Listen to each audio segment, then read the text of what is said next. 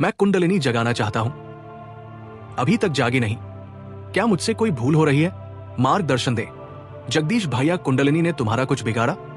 सोई है, बेचारी को सोने दो। काहे पीछे पड़े हो? तुम्हें और कोई काम नहीं? कुंडलिनी क्यों जगाना चाहते हो?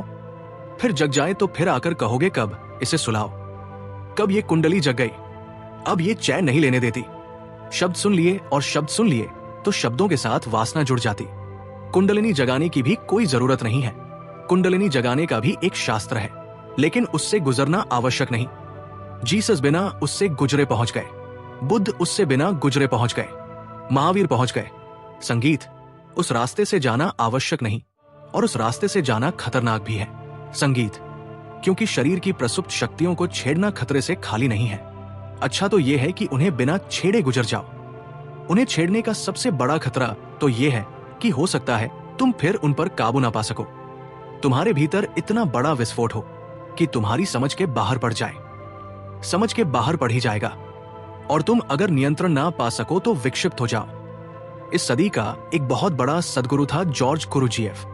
वो कुंडलिनी के बहुत खिलाफ था। खिलाफत के कारण वो कुंडलिनी को उसने नया नाम ही दे दिया था, कुंडा बफर। संगीत, बफर लगे रहते हैं ना, तुमने देखे हो ट्रेन के दो डब्बों के बीच में जो लगे रहते हैं उनको कहते हैं बफर। उससे कभी टक्कर वगैरह हो जाए तो डब्बे एक दूसरे पर नहीं चढ़ जाते। संगीत, वो जो बीच में बफर लगे रहते हैं वो धक्के को पी जाते। ऐसे कार में ही स्प्रिंग लगे रहते हैं, वो भी बफर। उनके कारण भारतीय रास्ते पर भी कार चल सकती है, नहीं तो पुणे से बंबई ही नहीं पहुंच सकते। और दूर की तो बात छोड़ो। संगीत, स्प्रिंग तुम्हारी चोटों को पी जाती है, नहीं तो वो चोटें तुमको पीनी पड़गी। मल्टी फ्रैक्चर हो जाएगा बंबई पहुंचते पहुंचते। संगीत, उतरोगे नीचे तो घर के लोग ही नहीं पहचान पाएंगे कि तुम ही हो। संगीत, शरीर की एक ऊर्जा है जो शरीर और आत्मा के बीच बफर का काम करती है, नहीं तो शरीर के भीतर आत्मा का रहना मुश्किल हो जाए, असंभव हो जाए। उस ऊर्जा की एक परत तुम्हारी आत्मा को घेरे हुए है। तुम्हारी आत्मा और शरीर के बीच में उस ऊर्जा की एक परत है, इसलिए शरीर को लगी चोटें आत्मा तक नहीं पहुंचती। इसलिए शरीर जवान हो, बूढ़ा हो, जिए, मरे, कोई घटना आत्मा तक नहीं पहुंचती। गुरुजी ने शब्द ठीक चुना था। कुंडा बफर, इसको जगाने की कोई जरूरत नहीं है। इसका काम भली भांति हो रहा है। इसे जगा के भी स्वयं तक पहुंचा जा सकता है, लेकिन वो नाक की झंझट मोल लेनी।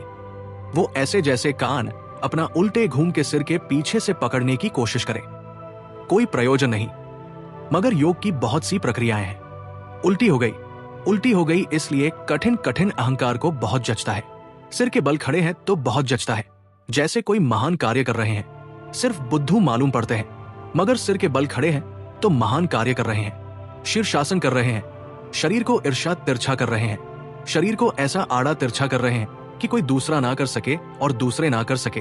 क्योंकि इसके लिए अभ्यास चाहिए तो आप महात्मा हो गए, महान योगी हो गए, क्योंकि कोई दूसरा इसको एकदम नहीं कर सकता जो आप कर रहे हैं। ठीक उसी तरह कुंडलिनी का भी उपद्रव मोल लिया, अहंकार नहीं। संगीत, इसको जगाने से कुछ सिद्धियां उपलब्ध हो सकती है, और अहंकार सिद्धियों से बहुत प्रसन्न होता है। जैसे अगर कुंडलिनी को तुम जगाओ, उसकी जगाने की प्रक्रियाएं हैं। प्रक्रियाएं सब जटिल हैं और कठिन है, उलझन भरी है, सुगम नहीं, सरल नहीं। इसलिए भारत में एक परंपरा चली है जो इसके बिल्कुल विपरीत रही, सहज परंपरा, सहज ज्ञान, जिसका कहना है किसी तरह के उपद्रव में मत पड़ो, क्योंकि छोटी मोटी चीजें पैदा हो जाएंगी। जैसे अगर तुम्हारी कुंडलिनी जाग जाए तो तुम दूसरे के विचार पढ़ सकते हो, मगर अपने विचार काफी नहीं है पढ़ने को। अब दूसरे की खोपड़ी का कचरा तुम पढ़ोगे, उससे क्या मिलने वाला है? अपनी खोपड़ी में ही काफी भरा रहा है, इससे तो निपट नहीं पा रहे हो कि अब दूसरों के विचार पढ़ोगे। हाँ, थोड़ा बहुत चमत्कार लोगों को दिखाने लगोगे तुम।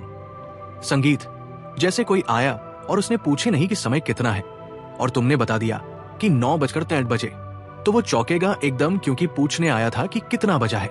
मगर इसका सार क्या है? संगीत, पूछ ही लेने देते क्या बिगड़ रहा था। इसके लिए कुंडलिनी जगाई, और कुंडलिनी जगाने में वर्षों लगेंगे, और ये काम तो क्षण भर में हो जाता। उसको पूछना था तो पूछ लेता। रामकृष्ण के पास एक आदमी आया जिसकी कुंडलिनी जग गई थी।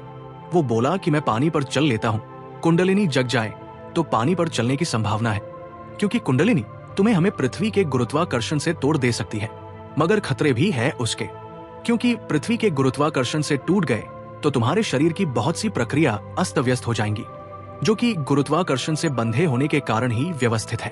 वो आदमी पानी पर चल लेता था। उसने रामकृष्ण को आते से चुनौती दी कि तुम बड़े पर में हैं। लोग कहते हैं महात्मा अगर हो महात्मा तो आओ चलो गंगा पर, मैं पानी पर चल सकता हूँ। रामकृष्ण ने कहा कि बहुत बढ़िया। कितना समय लगा पानी पर चलना सीखने में? उसने कहा 18 साल लगे। रामकृष्ण ने कहा हद हो गई, मुझे तो जब उस पार जाना होता 2 पैसे में पार चला जाता। 2 पैसे का काम 18 साल में तुमने किया, और ऐसे मुझे ज्यादा जाना भी नहीं पड़ता, कभी 4-6 महीने में एक दफा। 100 साल में समझो कि एक 4 पैसे का खर्चा है। 18 साल में समझ लो कि 1 रुपए का खर्चा है। 1 रुपए के पीछे 18 साल गवा दिए। भैया तू होश में है और पानी पे चल के करेगा क्या? ऐसा घूम फिर के फिर यही आ जाएगा। रामकृष्ण ठीक कह रहे हैं, मगर वो आदमी अकड़ से भरा हुआ था, वो अहंकार से भरा हुआ था। अब जगदीश तुम्हें क्या फिक्र पड़ी? कहते कुंडलिनी जगाना चाहता हूं। संगीत, कुंडलिनी तुम्हें सिद्धि देगी। ये तो सिर्फ एक संभावना है, ज्यादा संभावना तो यह है कि विक्षिप्तता देखी, इसलिए तुम अनेक साधु सन्यासियों को पागल होते देखोगे। और पागल हो जाने का कारण क्या होता है? उन्होंने जीवन का जो सहज क्रम है उसको तोड़ दिया। जो ऊर्जा किसी और काम के लिए बनी थी उसको उन्होंने मस्तिष्क पर चढ़ा लिया। कुंडलिनी जगने का अर्थ होता है कि जो ऊर्जा तुम्हारे काम केंद्र पर सोई हुई है उसे उठाकर मस्तिष्क में चढ़ा लो। यह खतरनाक धंधा है, क्योंकि खोपड़ी में वैसे ही काफी उपद्रव मचा हुआ है। वही तो तुम्हारा पागल खाना है, और काम ऊर्जा को भी वहां ले जाओ तो तुम विक्षिप्त हो सकते हो। कुंडलिनी जगाने वाले अधिक लोग विक्षिप्तता में पहुंच जाते हैं। मस्तिष्क फटा पड़ता है क्योंकि ऊर्जा संभाल नहीं संभलती, और ऊर्जा इस हालत में ले आती कि फिर संगत असंगत कुछ भी नहीं सूझता। मुझे ऐसे कई लोगों को मिलाया गया है जो सिर्फ विक्षिप्त है, जिनको मानसिक चिकित्सा की जरूरत है, और उनकी बुनियादी भूल वही है जगदीश जो तुम करना चाहते हो, संगीत। और एक दफा मस्तिष्क में ऊर्जा तुम्हारे सामर्थ्य के बाहर पहुंच जाए तो तुम क्या करोगी? तुम्हारे बस के बाहर बात हो जाएगी। कुंडलिनी जगाने की कोई आवश्यकता नहीं है। यहां भी हम कुंडलिनी ध्यान करते हैं, लेकिन प्रयोजन कुंडलिनी जगाना नहीं। प्रयोजन कुछ और है। प्रयोजन है भीतर वो जो कुंडलिनी की ऊर्जा है उसको नृत्य देना। प्रयोजन बड़ा अलग है। तुम्हारे भीतर जो ऊर्जा है अभी सोई है, या तो जगाई जाए। संगीत, तो जगाने के लिए धक्के देने होंगे, झकझोरना होगा। मेरा अपना अनुभव यह है कि जगाने की कोई जरूरत नहीं। इसे सिर्फ नृत्य दिया जाए, इसे संगीतपूर्ण किया जाए, इसे आनंद उत्सव में बदला जाए, तो धक्के देने की कोई जरूरत नहीं। पश्चिम का एक बहुत बड़ा नृतक निजिंस्की हुआ, अभी इसी सदी में हुआ। वो जब नाचता था तो कभी कभी ऐसी घटना घट जाती थी कि इतनी ऊंची छलांग लगाता था, जो कि गुरुत्वाकर्षण के नियम के विपरीत है। वैज्ञानिक हैरान थे, ये हो नहीं सकता, इतनी ऊंची छलांग लग ही नहीं सकती। लगनी चाहिए नहीं, क्योंकि गुरुत्वाकर्षण का नियम इतने दूर तक तुम्हें उठने नहीं देगा। और भी चमत्कार की बात थी वो ये कि जब वो इतनी ऊंची छलांग लगाता था और वापस लौटता था तो इतने आहिस्ते लौटता था, जैसे कि कोई पक्षी का पंख आहिस्ता आहिस्ता डोलता डोलता हवा में तैरता तैरता नीचे आ रहा हो। वो भी बिल्कुल उल्टी बात है। गुरुत्वाकर्षण एकदम से खींचता है चीजों को, जैसे कोई पत्थर गिरे ना। कि कोई पंख निजिंस्की से जब भी पूछा गया कि तुम कैसे करते हो, तो वो कहता है कि ये मैं खुद भी सोचता हूं, लेकिन मैं करता हूं। ये बात ठीक नहीं है, ये हो जाता। मैंने जब भी करने की कोशिश की तभी ये नहीं हुआ करने की। मैं कई दफा कोशिश कर चुका, क्योंकि इसका एकदम चमत्कार की तरह प्रभाव पड़ता है। एकदम सन्नाटा छा जाता है, दर्शक एकदम विमुक्त हो जाते हैं, एकदम सांसें रुक जाती है लोगों की। समझ में नहीं आता क्या हुआ, और मुझे भी बड़ा आनंद आता है, अपूर्व आनंद आता है। एकदम भीतर शांति हो जाती है, जैसे नहा गया भीतर, जैसे आत्मा नहा गई। मगर जब भी मैं करने की कोशिश करता हूं ये नहीं होता। ये कभी कभी होता है जब मैं करने की कोशिश में होता ही नहीं, जब मैं नाच में लीन होता हूं। ऐसा लीन होता हूं कि मेरा अहंकार बिल्कुल मिट ही जाता है, तब ये घटना घटती है। तो अब तो मैंने करना छोड़ दिया। नचकी कहता था, अब तो जब ये घटता है, नहीं घटता नहीं घटता। एक सूत्र मेरी समझ में आ गया है कि ये किया नहीं जा सकता, सिर्फ घट सकता है। और घटने का अर्थ है कि मेरा अहंकार लीन हो जाए, तो बस कुछ रहस्यपूर्ण ढंग से ये घटना घटती है। निज की अनजानी उस अवस्था में पहुंच रहा था जिसमें मैं कुंडलिनी ध्यान के द्वारा तुम्हें ले जाना चाह रहा हूं। कुंडलिनी ध्यान का वही प्रयोजन नहीं जो सदियों तक रहा है। मेरे हिसाब से हर चीज का मैं प्रयोजन बदल रहा हूं। कुंडलिनी ध्यान का यहां अर्थ है तुम नाचो, मग्न हो, डूबो, ऐसे डूब जाओ कि तुम्हारा अहंकार अलग ना रह जाए। बस फिर तुम्हारे भीतर कुछ घटेगा, तुम एकदम गुरुत्वाकर्षण के बाहर हो जाओगे और तुम अचानक भीतर पाओगे ऐसा सन्नाटा छाया है, ऐसा कुंवारा सन्नाटा जो तुमने कभी नहीं जाना था। तुम गदगद हो जाओगे। तुम लौटोगे जब वापस तुम दूसरे ही व्यक्ति हो जाओगे। ये कुंडलिनी जगाने की पुरानी प्रक्रिया नहीं, ये कुंडलिनी को नृत्य देने की प्रक्रिया है। ये बात ही और है। अगर तुम्हें कुंडलिनी जगाना है तो भैया कहीं, और अगर कुंडलिनी को नृत्य देना है तो यहां ये घटना घट सकती है और फासले बहुत है।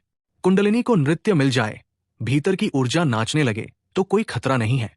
तुम विक्षिप्त कभी नहीं होगी, तुम और भी ज्यादा स्वस्थ हो जाओगे। तुम्हारी विक्षिप्तता कुछ होगी तो समाप्त हो जाएगी। संगीत। और तुम्हारे अहंकार को कभी बल नहीं मिलेगा कि पानी पर चल के दिखा दूं, कि बादल में आकाश पर बैठकर दिखा दूं, कि हवा में ओढ़ के दिखा दूं। क्योंकि अहंकार मिटेगा तभी ये नृत्य होगा, और जब भी अहंकार वापस लौटेगा तुम ये कर ही नहीं पाओगे। ये तुम्हारे अहंकार के बस में नहीं होने वाली बात। कुंडलिनी जगाने की जो प्रक्रियाएं हैं वो तुम्हारे अहंकार को भर सकती। ये प्रक्रिया तुम्हारे अहंकार को मिटाती पचती। पतंजलि ने जब सूत्र लिखे थे उस समय को 5000 साल बीत गए। 5000 साल में आदमी को बहुत कुछ अनुभव हुए। पतंजलि खुद भी अगर आज वापस लौटे तो मुझसे राजी होंगे, क्योंकि 5000 साल में जो मनुष्य को अनुभव हुए पतंजलि को उनका हिसाब रखना पड़ेगा। उनके आधार पर फिर से योग सूत्र लिखना होगा। बुद्ध को हुए 2500 वर्ष हो गए, महावीर को हुए 2500 वर्ष हो गए। काफी समय है ये। दुनिया बैलगाड़ी से जेट विमान तक पहुंच गई। मनुष्य वैसा ही नहीं रहा जैसा था। और इस बीच हमने जो अनुभव किए उन अनुभवों ने हमें बहुत कुछ सिखाया है। मैं जो भी ध्यान की प्रक्रियाएं दे रहा हूं वे अधुनातन है। अगर पुरानी प्रक्रियाएं भी उपयोग कर रहा हूं तो उनमें से उस सब को काट दिया है जिनसे तुम्हें खतरे हो सकते हैं, और उस सब को जोड़ दिया है जो कि इन 2.5-3-0-0-5-0-0-0 सालों के अनुभव से जोड़ा जाना चाहिए। ये एक अभिनव प्रयोग हो रहा है। अगर शब्द मैं पुराने भी उपयोग कर रहा हूं, क्योंकि शब्द तो पुराने ही हैं, सभी शब्द पुराने, कोई ना कोई शब्द उपयोग करना होगा, तो भी मैं उनको अर्थ अपने दे रहा हूं। पुराने शब्दों के वृक्षों पर अपने अर्थ की कल मैं लगा रहा हूं। इसलिए तुम मेरे शब्दों को ठीक पुराने अर्थों में मत लेना, नहीं तो तुम मुझे नहीं समझ पाओगे। तुम कुछ का कुछ समझ लोगे। तुम वंचित ही रह जाओगे उस अनूठे प्रयोग से जो यहां चल रहा है।